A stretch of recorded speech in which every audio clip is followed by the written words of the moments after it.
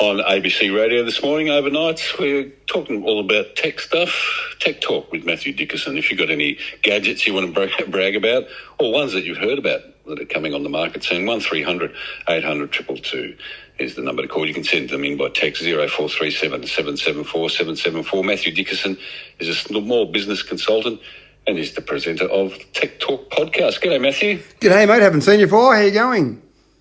Yeah, not too bad. Thanks. You're looking well. Thank you very much. Again, some pretty amazing, interesting stories going on in your podcast at the moment. With a few of them, I've already started to get a bit of a reaction here on the phone, so I might take a couple of those up with you. First up, I mentioned about the printing food. This is a story that you're running about the fact that they're going to be printing synthetic salmon soon. And I noticed, I made the point that, the way we're overfishing the oceans, we're probably going to need this sort of stuff soon. I've got Luke said by 2050, there will be more plastic in the oceans than fish. Disgusting, but true. And I've also got a text here, is the printed salmon to be made of aluminium or plastic? Matthew, can you answer either of those? Look, it's an interesting thing, and I'll go back one step, actually. There's been lab-created meat for a little while now, and not a long time. We can't go down to our local supermarket in Australia, but there are some countries where you can actually go into and buy lab-created meat, and that's actually grown in a lab. So it's not 3D printed, but they actually put the right cultures, if you like, in a laboratory, and they grow that meat. Now, it's not legal to sell that in restaurants across the world. It's only legal in some locations, but it gives you a bit of an indication that we're starting to grow food, not necessarily on the paddock, but in the laboratory. And the next part of that now is 3D printing. And when we think about 3D printing, what we have to go back to is the basics. You and I, the radio station you're sitting in, everything is made up of basically 93 naturally occurring elements. It's just the combination of those. So if you can mix those elements together, you can basically make anything. And that's exactly what happens with 3D printing, and 3D printing food is exactly that. So no, not made of aluminium, not made of plastic. They take those same raw elements that make up salmon and try and put those together. Now, it's not easy to recreate nature. Nature's pretty clever in what it creates. So sometimes when you 3D print things, it's not going to have quite the same texture or maybe quite the same taste or feel, but it's got the same components, and mix them together and you should get the same nutritional value out of it. So I think the thing is that we're going to see more of this. So this is in Austria that's starting, where they're doing 3D printing of salmon fillets.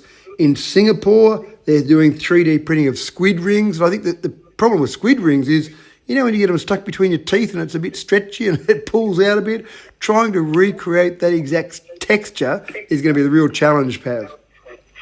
Matthew, what they need to be doing is 3D printing tinned beetroot by the sounds of it, because there's a beetroot shortage going on in the country. And I love my beetroot. I actually read that the other day, that there's a shortage of beetroot. And I do love my beetroot. And on a hamburger, I think beetroot is essential. So it is a problem. But we're going to see more and more of this. 8 billion people to feed in the world. We probably need some technology solutions for some of this. Indeed. Look, I've got a text here that says, always been a big salmon eater, but recently hearing about Tasmania's dodgy salmon farming methods, I'm now thinking maybe Australia's new lab-grown woolly mammoth meatball might be a safer alternative. And people complaining about down Tassie, there's a lot of hormones and a lot of antibiotics in the salmon farms down there. I think that's the story that Gabriella's referring to. And maybe there won't be those things in 3D printed salmon. Well, and this is the thing, isn't it? If you've got everything created in the laboratory, you've got a clearer picture of what's in there, and it might sound a bit uncomfortable or feel a bit uncomfortable, but if it's grown with the specific elements, you can say, well, I know it hasn't got other things in the actual food itself. The real challenge, and when the lab-grown meat stories were first going around, I actually talked to a couple of people that I know that are vegetarians, and I said, okay, I understand why you don't eat meat in terms of being a vegetarian, but what about if that meat was grown in the laboratory? Is it the idea of meat that you don't like, or the fact that you had to kill an animal to eat that meat? And I got a bit of a mixed reaction from a few people about that, whether they would actually try lab-grown meat, knowing that it didn't actually come off an animal. And some people still didn't like the idea of meat full stop. Some people said, yeah, I'd be fine with that if an animal didn't have to die. So there might be some potential there. Yeah, certainly. And you're starting to see plant-based burgers on a lot of the takeaway menus around the place. So it is becoming more and more a viable option for people wanting to go down that track. I'd love to hear from you this morning, 1300 800 222. We're not just talking about printing salmon, we are talking about other things as well. Driverless cars, I know Matthew's got a few things to say about that. Also about this, we're talking about the telcos and how they, and the government, the ACCC, how we can start to minimise the amount of scams that are coming through the SMS messages. And also the smartwatch. Do you wear a smartwatch? What are the advantages to wearing a smartwatch? Give us a ring, 1300 800 222. The text number 0437 774 774. Ever wanted to know how to better control the chatter in your head? What happens when we let our most destructive emotions dominate? Or how you can get a better night's sleep? But at night, it's often the first time that we've allowed ourselves to stop. I'm Sana Kadar, and I'd like to take you on an exploration of the mental, the mind, the brain, and behavior. We can also use our inner voice to do more complicated things in life, and there's variability with respect to how much we lean on it. All in the Mind is a podcast that aims to enlighten you on all of this and more. Hear it now on the ABC. Couple of texts here, Matthew, that I'll take up with you. Still on the 3D printing here thing. Someone suggests maybe we could have thylacine steaks without ever recreating the thylacine.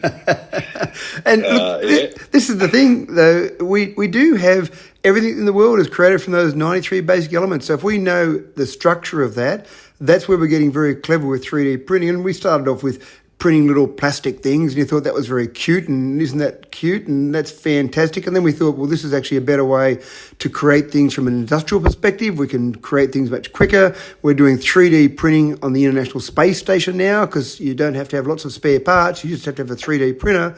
So we're getting better and better at creating, well, anything we want. So yes, you could actually create something that doesn't exist, that we know the chemical compounds and how it's made up. I've got here, Campbell says, how do they develop the smell, particularly of seafood? Works burger must have beetroot, so thank you, Campbell. But yeah, is there a smell component to printed food? Well, again, it came down to that same concept. If it's made up exactly the same way as a salmon fillet is made up of, then it's going to have the same smell. That's the real challenge, though. When you take something from nature, trying to recreate that exactly is a real challenge. So sometimes it may not have quite the same smell, may not have quite the same feel, but if it's got the same structure, like take 3D printed meat or lab grown meat, if it's got the same protein and the same nutrients, then that should be okay, even if it doesn't have quite the same smell. Bernie just said no to frankenfood. There you go. I've got this one as well. It says, the question is, I don't know if they're doing it yet, but do you think one day they'll be able to print 3D human limbs? Well, absolutely right. And this is what we're seeing already, that we do actually get to the stage where either growing limbs, so stem cells obviously is a big issue around that, but also 3D printing, if we can recreate what's there already, then there's no reason we couldn't do it. No reason from a technical viewpoint, except it's difficult. Don't get me wrong. You don't just go and say, well, I need a new ear because mine got cut off. Let's 3D print one. But that's the point we're getting to at the moment, where some of the limbs we're getting, where it's a bit easier. 3D printing organs is a lot harder, but there's an interesting process where they are doing some 3D printing of organs, but getting the blood vessels and the gap, if you like, for blood to flow through an organ is quite difficult. So one of the concepts they've come up with is they'll 3D print ice or using ice to actually 3D print the actual blood vessel structure. Then you'll 3D print the organ around that, and then when the ice melts, you've got the gaps where your blood will flow through. So it's almost a two-step process, because you can imagine trying to 3D print and keep the gaps in an organ for the blood to flow is quite difficult. So there are different ways they're coming up with all these different concepts. I got a text here to say, when you say synthetic salmon, I see a sad and puzzled bear beside a rushing mountain stream. I've got here as well, how are we still killing so many animals in the world and still have a need to make food artificially? We're doing it all wrong. So we'll just take those as a couple of comments. Give us a ring, 1300 800 222, if you'd like to talk about any tech stuff, any of the new gadgets. We might want to talk about smartwatches or driverless cars or printed food, as we've been having a chat about. Give us a ring, 1300 800 222. Amber, good morning. Good morning, Pav. And Matthew, I think, is it? Yes. Good morning. My question is about the driverless cars. They have been a bit of a problem, but I'm wondering with the generative AI and also the newer, I think there's an upgrade from there as well in AI. And is that likely to solve the issues that we've been having, or are we going to still be encountering problems? Because even though it's AI, it's still got human error in it. Yeah, look, good questions there. Matt, do you want to take up a couple of those things that Amber's saying? Yeah, so one of the things with autonomous vehicles or driverless vehicles, it is not relying so much on AI, it's really relying on some humans programming what happens in a variety of situations. And we actually realise how clever we are as humans when you start to write down lines of code to react to different things with a vehicle. When we're driving a vehicle, we've learned to drive at a young age, and we look out for various things, and we understand what's happening when a dog runs out in the road or a kangaroo.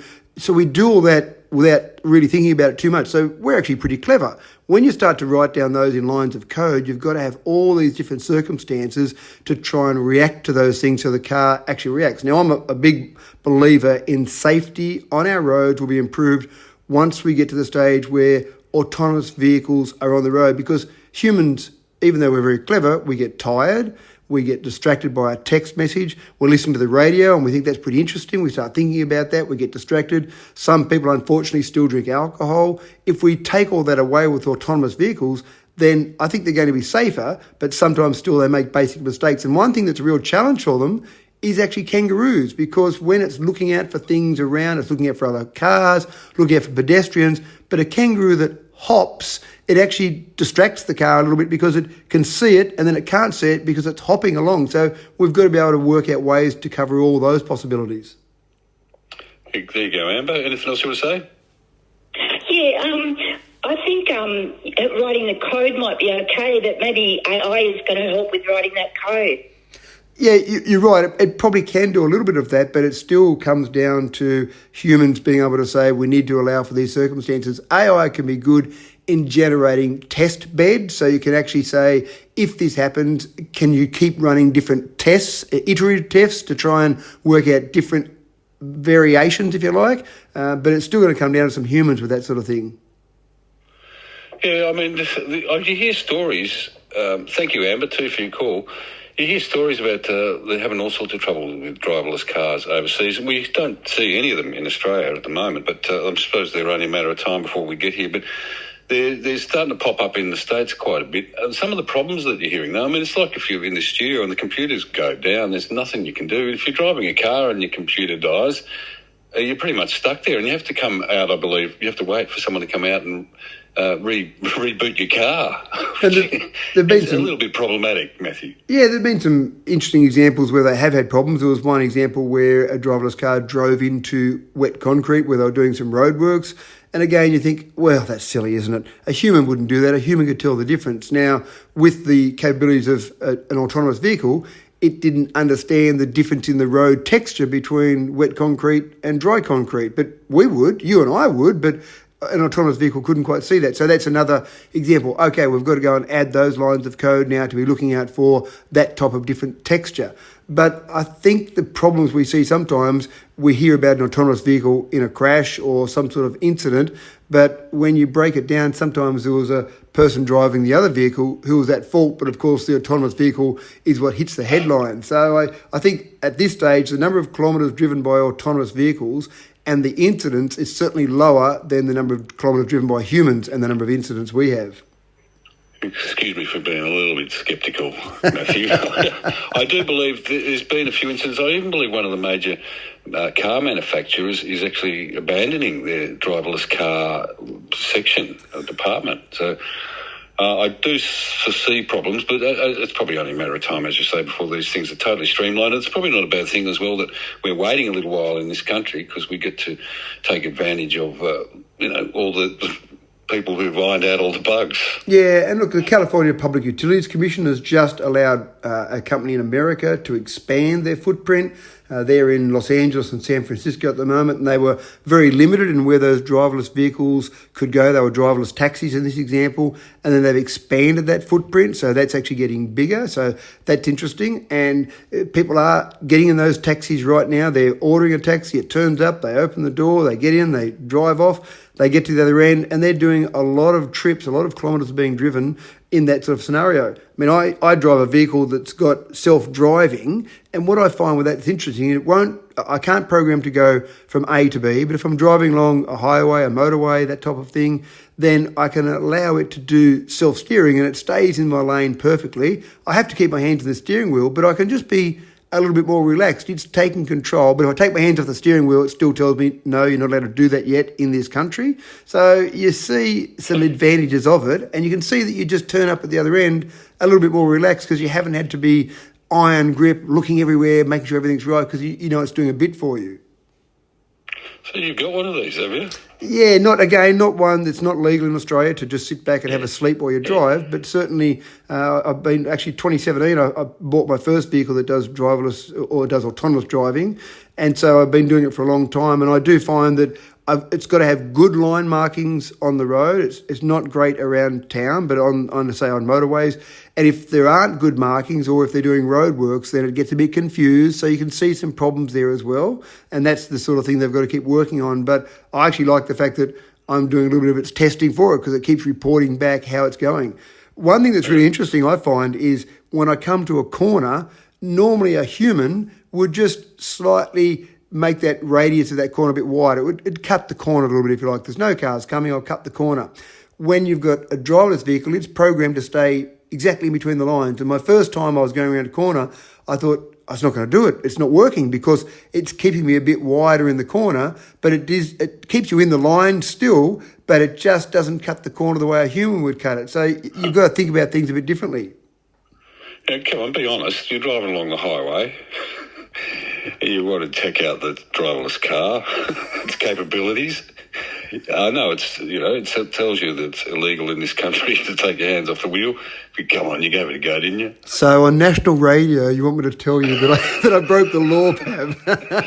Well, if you did, what would happen? Would the voice say to you, no, put your hands on the wheel? Now, I'm going to be narky with you? I'm not admitting to anything here, Pav, but if you happen to do that, then what would happen is it first of all gives you a warning to say that your hands are on the steering wheel, and it takes a few seconds, maybe 5 seconds before it gives you that warning. And so you put your hands back on the steering wheel and it keeps going. If you take your hands off the steering wheel and leave them off the steering wheel, it gives you a warning, and then finally it actually gets a bit angry with you and tells you that it's going to bring the car to a halt, and your driverless ability for the rest of that trip has been suspended. So in other words, you get put in the naughty corners. so you've got to pull over, stop the car, get out, get back in, and then you can turn on back driverless driving on again after that. And how do you know this, Matthew? As I said, I've read lots of reports, Pav. Yeah, of course you have. That's funny. It was just funny it doesn't send a little electric shock through the seat. Chrissy in Queensland, g'day. Good morning. Morning, Matthew. Morning. I was thinking of getting a watch. What are they called? A wristwatch, a smartwatch. Smartwatch. Yeah. And then I found out it's an aluminium case around the watch on your skin. And I just don't like that for my granddaughter. What do you think? And the very expensive $1,000 ones are titanium. So I've got titanium glasses, so that must be safer? I'm not sure. Yeah, sorry, I'm not sure that I've seen any safety issues with the aluminium or the titanium. You can get stainless steel ones as well. There's different materials, but on the underside of the watch, so typically the outside edge of the watch is what's made of the titanium or the aluminium, for example. Underneath, it's still got some sensors because it does things like read your heart rate from underneath there. I have not seen any medical reports whatsoever, and I'm not a doctor here, so I'm not giving medical advice, but I haven't seen any medical reports about any issues with the aluminium in those watches. I've been wearing smartwatches, and a variety of them, sometimes stainless steel, sometimes aluminium ones, since they first came out. And again, I find them quite comfortable and quite reasonable, so no real health issues there. And I suppose when you look at the advantages from a health perspective, in my mind, the advantages would far outweigh any potential risks you might have with aluminium. Yeah. Look, we'll get into that in just a second. Chris, is there anything else you wanted to ask Matthew about the watch? Oh, it's just aluminium. It's been related to getting Parkinson's, but that might be a long way off. But the other thing was the radiation, because you must get something. I mean, we all get it from just using, or we don't. What do you think? Yeah, look, just before we get onto that, I will say there have been studies suggesting there's a link between miners inhaling aluminium dust and higher rates of Parkinson, but I don't think there'd be much, I would have thought, risk in a smartwatch, Matthew, but we'll skip over that one and just take on her other point there. Yeah, sure. And again, we've got aluminium cans we drink from. So, yeah, look, I don't think there's really much of a health risk there. In terms of radiation, it's been one of those things that's been around for a long time that people talk about radiation, whether it be from mobile phones. But Pav, people listening to your radio station getting radiation from the radio waves being put out into the air. We get radiation from the sun. We get radiation from so many things out there. Watching your TV, the radiation that's coming out has been proven to be safe over and over again. So I think it's really just still some conspiracy theory websites talk about radiation, but we've seen all the time we've been using mobile phones. 1987, the cellular mobile network was launched in this nation. 1973, Dr. Martin Cooper made the first phone call on a mobile phone. So we've had them around for a long time and we still haven't seen any negative health benefits from radiation at this stage. All right. If you'd like to join the discussion, give us a ring, 1300 800 222. We're talking to Matthew Dickerson here, small business consultant and presenter of the Tech Talk podcast. So if there's any technological advancements you want to talk about or any gadgets they might have picked up or heard about, give us a ring, 1300 800 222. The text number 0437 774 774. For all those yearnings for truly outstanding entertainment, I have an idea of what might cheer you up. You'll find a trove of Academy Award winning and nominated films on ABC iView. Let's play. Like Imitation Game, It's beautiful. American Sniper, Her, and Spotlight. There's a story here, and I think it's an important story. Brooklyn, Carol, and so many more. Bon appetit. Always free, always outstanding on ABC iView. Yeah, we're talking tech with Matthew Dickerson this morning. Matthew, a couple of things. Just while we're still on the watches, we've got a KMP. Catherine wanted to know about the proximity of smartwatches to pacemakers. Any ideas about that question? Yeah, again, they've obviously thought about these things when they've been doing all their testing with it. And people that are a bit older that may have a pacemaker, they are an absolute target market for smartwatches.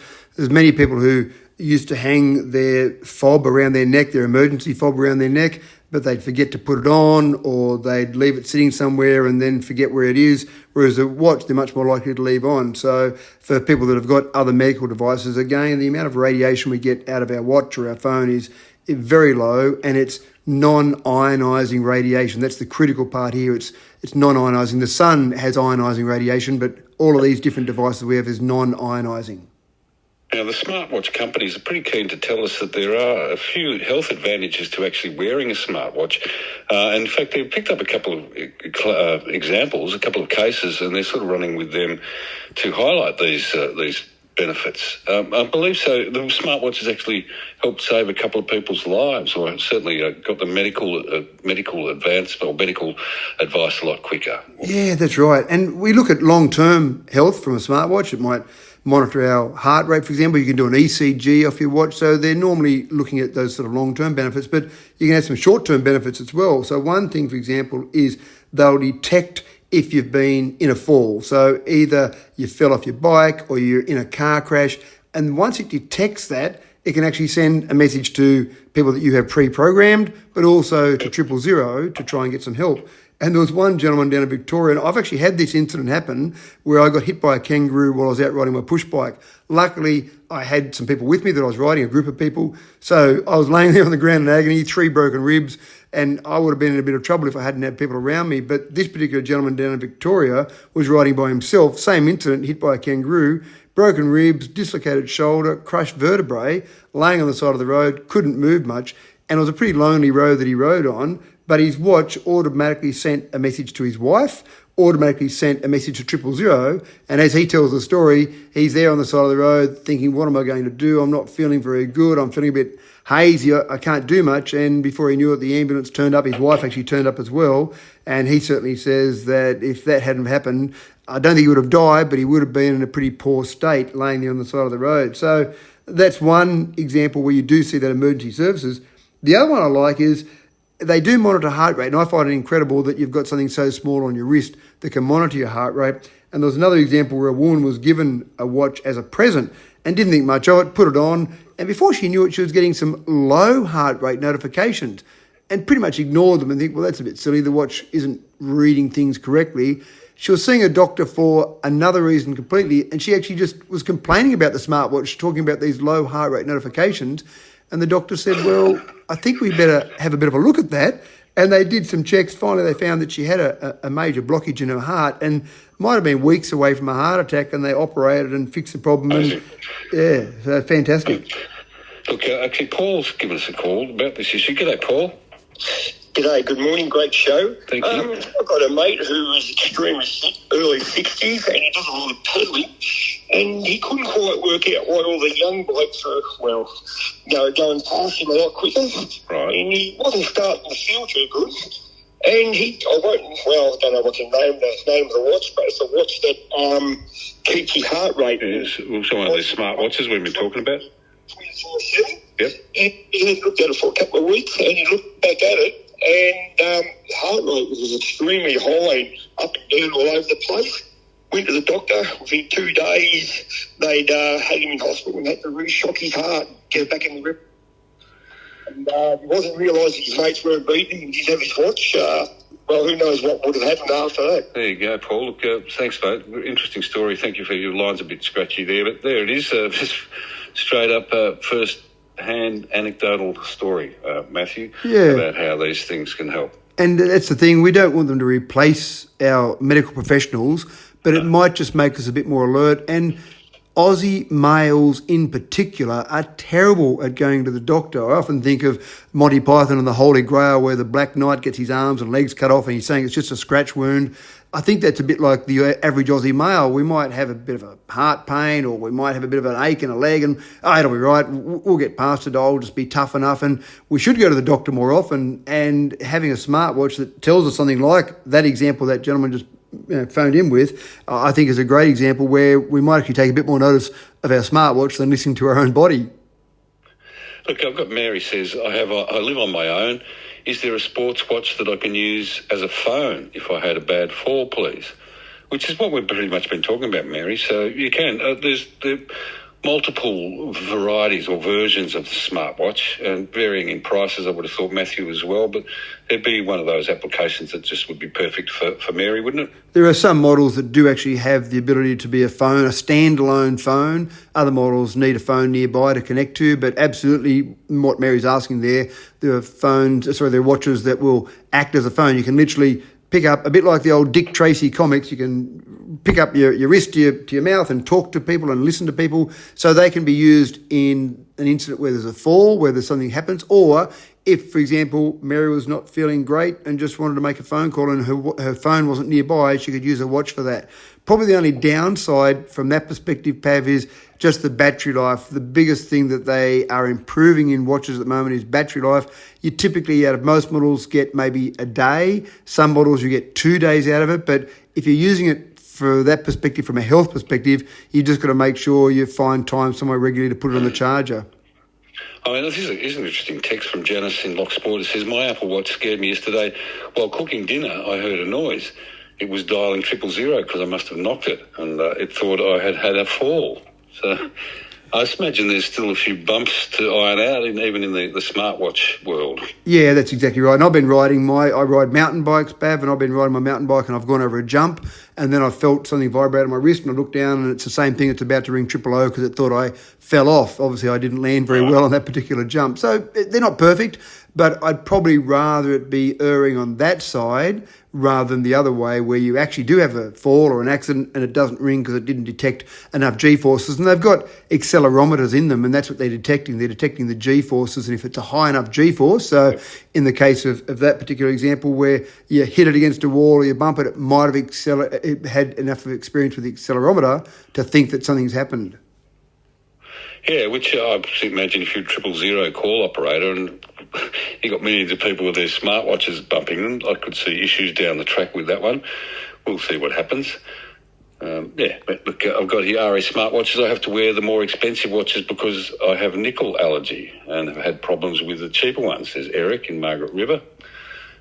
Interesting one. Yeah, it might be more related to the lady who was talking about the aluminium next to her skin. And there are different models with stainless steel, titanium and aluminium. So if some people get annoyed by them, and sometimes people get a bit of a rash when they first put them on while their body gets used to it because it is detecting that heart rate underneath there, then there might be some different issues there. But normally, most people I see with them, their body gets used to it. Yeah, look, I've got here as well... being on driverless cars, I look forward to the day I can fall asleep in Melbourne and wake up in Adelaide, says Stribs. I hope you're not a truck driver, Stribs. I've got someone I thought Maxwell Smart was the first to use a mobile phone. Fair enough, we'll get to that one. Does Kaz want to know, where do you buy the ingredients? If you're going to print food, where do you buy the ingredients to print the food? Well, that'll be the next big production one. They'll have to go away from actually going out and fishing for salmon and actually having someone produce the raw elements that you might need for that. So it is a problem. Food production across the world, there's 8 billion of us. We've got to work out ways to feed us, and I think scientists are going to work out ways to feed us just as much as farmers are.